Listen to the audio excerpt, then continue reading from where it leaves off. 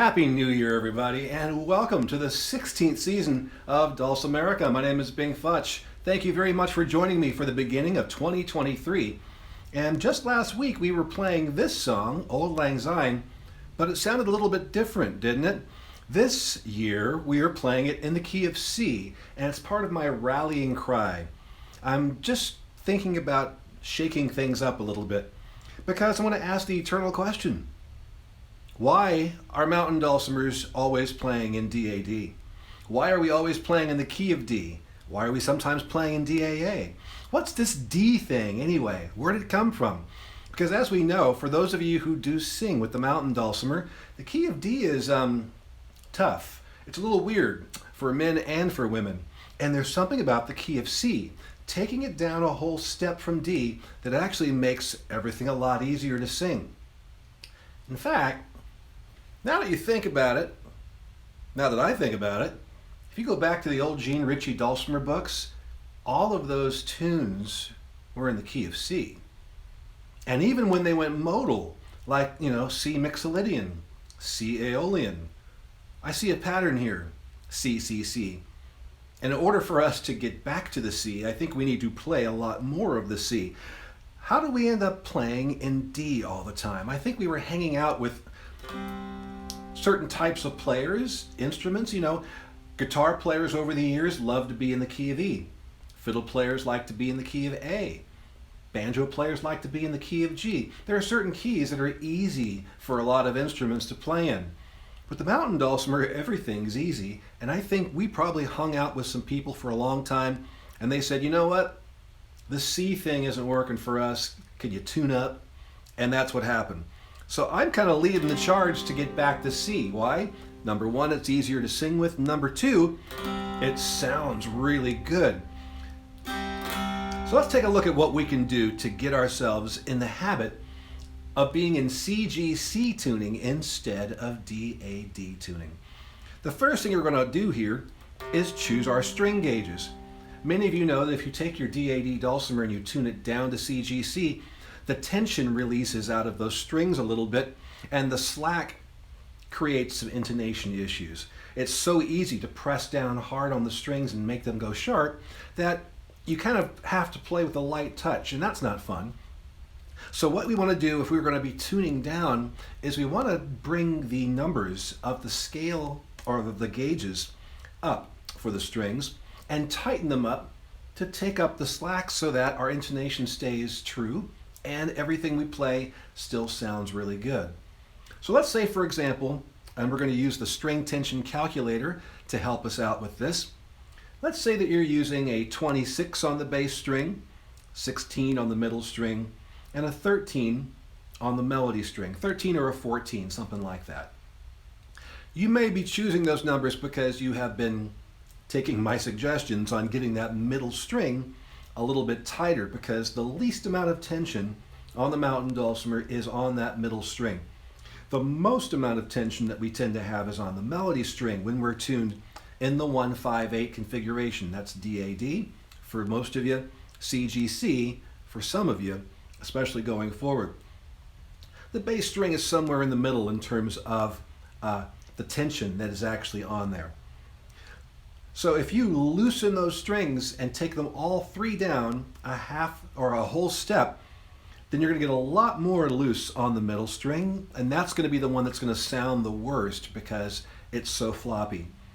And then the bass string will suffer, and then last will be the melody string because it's got so much tension on it. So what I'll tend to do is when I want to go down a whole step, I will take the numbers of my gauges up. So instead of playing a 26 on the bass string, I'll use a 28. Instead of using 16 on the middle string, I'll actually use an 18, and I'll explain why in a second. And then instead of using a 13 on the melody string, I'll use a 14. And that tightens it up a little bit more, but it also keeps the same sort of feeling when I drop it down to C. So let's take a look at the string tension calculator. Basically what you do is you input your strings.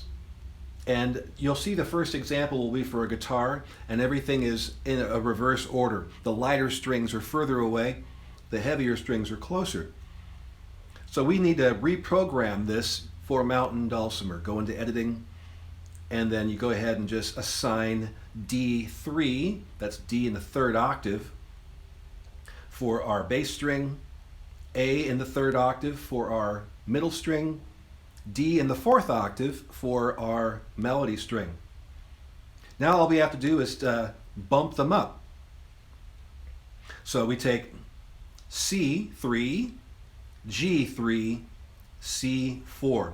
So if I input these numbers for D, what you can see across the board is we have a certain amount of pounds of pressure on the instrument.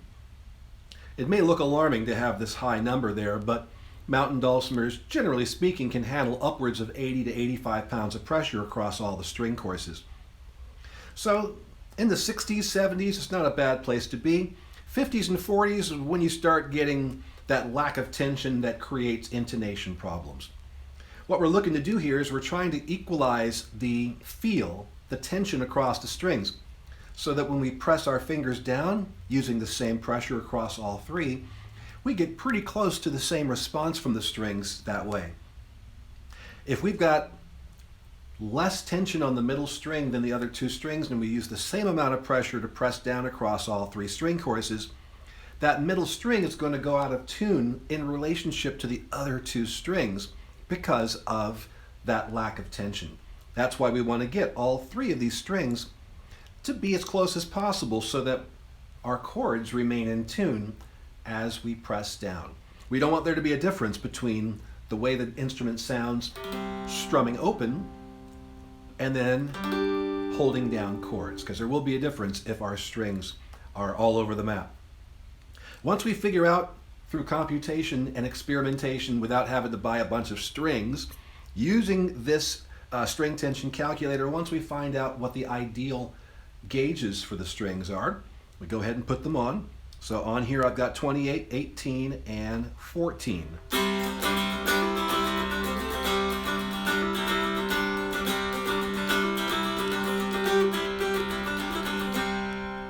Listen to that. Isn't that great? It sounds like a baritone almost. It's got a nice, low, rich sound to it. That's just from going one step down, one whole step down from D, and everything sounds great.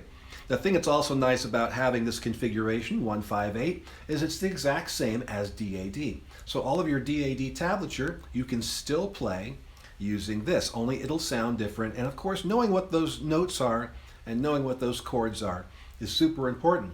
So let's take a look on how we figure that out. Let's go ahead and look at the note placement chart. Here you can see we've got CGC on the left side, and then I've got a fretboard that has got the 1.5, the 6.5. It does not have the 8.5. It does have the 13.5. But let's focus on just that first 7 fret range. And if you don't have the 1.5 fret, you can ignore those. So you can see that we've got all the notes on the bass string, on the middle string, and on the melody string. So when you are getting into a new tuning, and this could be any of our 158 tunings, wherever you can go across the fretboard and call out the names of those notes, those are all potential tunings. We can tune to E, B, E, F sharp, C sharp, F sharp. We can tune to A, E, A, as we know with baritone. We can tune to B, F sharp, B. The thing is, we want to be able to find what starting string gauge we need to put that as our home, and then everything else will line up. Once we figure out what home key we're going to be in, and how do we know?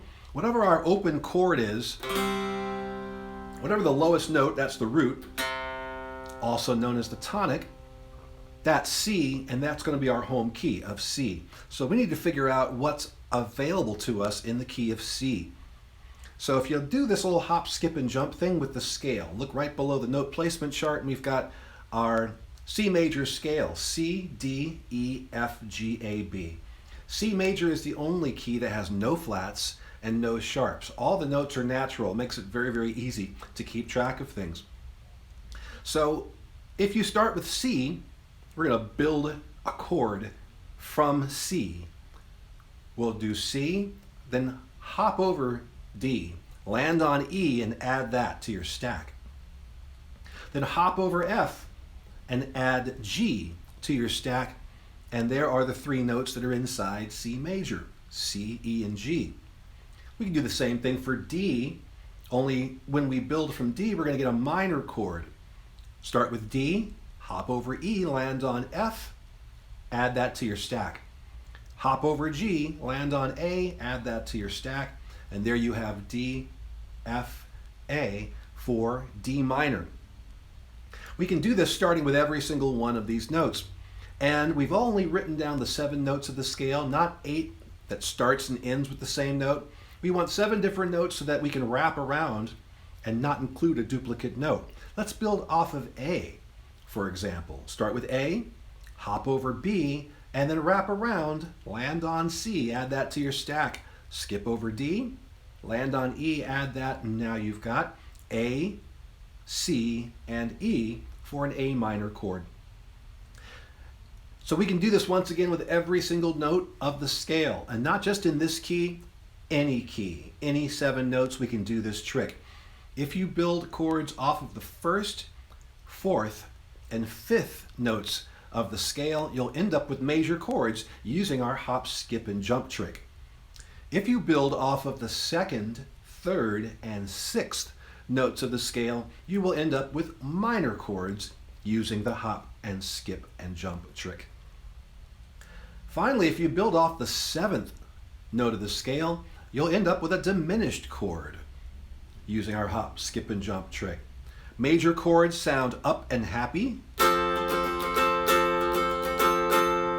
Minor chords sounds kind of sad and serious. Diminished chords are very quizzical sounding. And for every key we play in, we've got 3 major chords, 3 minor chords, and 1 diminished chord for a grand total of, you guessed it, 7 chords to match our 7 notes. So those chords are written for you there in the black bar underneath our scale. Now, of course, if we were playing a purely diatonic instrument, meaning diatonic means within the scale, only based off of a 7-note scale, that's the original mountain dulcimer. It did not have the 6.5 fret, so our instrument was purely diatonic. But with the addition of this half step, it gives us the ability to change a couple of chords and get what are called non-diatonic chords, chords that are not in the key.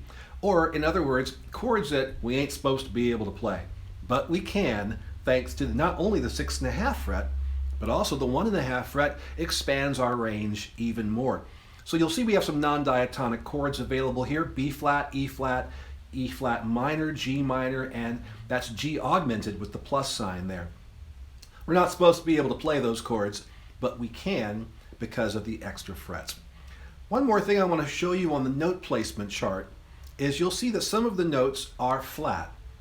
In fact, most of the notes that have any sort of an accidental like that are going to be flat. I do have 1 sharp. Why is it just 1 sharp? Because we're used to seeing that sharp, and I'm thinking about mountain dulcimer players and what we're going to run into. We're going to need that E flat and B flat a lot more than we're going to need D sharp and A sharp. If we go up from a note a half step, we sharpen it, call it a sharp. If we come down a half step from a note, we flatten it. And so I'm just trying to make things easier for mountain dulcimer players. Otherwise, I would have made everything flat maybe here, or maybe everything sharp.